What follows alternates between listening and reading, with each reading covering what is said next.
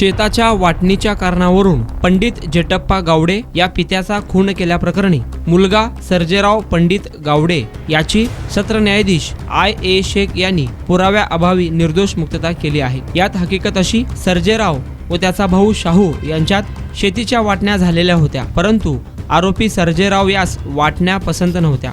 23 April 2022 रोजी शेतीच्या वाटणीच्या कारणावरून आरोपी सर्जेराव याने वडील पंडित जेटप्पा गावडे वय वर्ष 55 राहणार वाघोली तालुका मोहोळ आणि मध्ये पडणारी आई नीलाबाई यांना काठीने मारहाण केली। त्यावेळेस आरडाओरडा झाल्यानंतर लोकांनी जखमी अवस्थेत असलेले पंडित गावडे यांना व त्यांची पत्नी नीलाबाई यांना उपचारार्थ दवाखान्यात दाखल केले होते। उपचारादरम्यान आरोपीचे वडील पंडित हे मयत झाले होते।